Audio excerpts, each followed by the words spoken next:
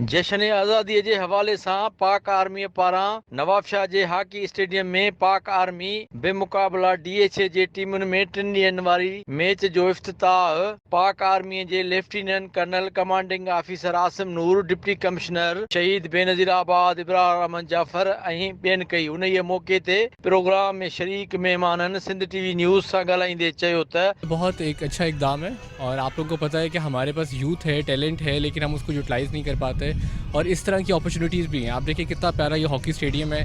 हम लोग hockey की बुलंदियों पे कभी छुआ करते थे, वर्ल्ड कप हम लेके आते थे, ओलंपिक्स मेडल लेके आया करते थे, लेकिन अब वो हमारे पास नहीं रहा। तो हमें वापस अगर आना है तो हमें अपनी यूथ को स्पोर्ट्स की तरफ लेके आना है। ये बहुत एक हेल्दी एक्टिविटी है। और ये जहाँ तक ये मैच की बात है, ये आर्मी इंतज़ामिया का मिल के एक मैच हमने ऑर्गेनाइज़ करवाया है और इस तरह की एक्टिविटी बहुत ज़रूरी होती है कि नौजवानों को स्पोर्ट्स में अपना जो किरदार है वो अदा कर सकें, अपनी जो स्ट्रेंथ है वो शो कर सकें, इस तरह की। और हमें बड़ी खुशी हो रही है कि आपके मीडिया के तवस्सुल से भी कि हमें यह प्रोग्राम को कवरेज करना है और ये हौसला अफजाई है बच्चों की भी, ताकि बच्चे खेल भी रहें और गवर्नमेंट को भी पता लग रहा है कि भाई नवाबशाह में इंटरनेशनल हॉकी स्टेडियम बना हुआ है। इसको जो भी असां चूं कोऑर्डिनेटर आहियां, तो कोऑर्डिनेटरनि खे करे रहिया ऐं सुठो कैंप वग़ैरह भी लगायासीं, पर कोरोना जे करे थोरो एहतियात कयूं था।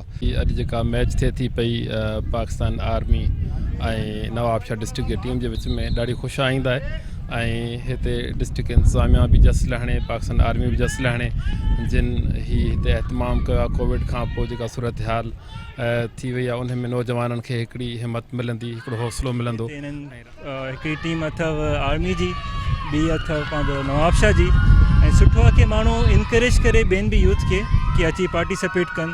कैमरामैन रफ़ाकत आराई सां गॾु ज़ुल्फ़कार ख़ासकेली, सिंध TV न्यूज़ नवाबशाह।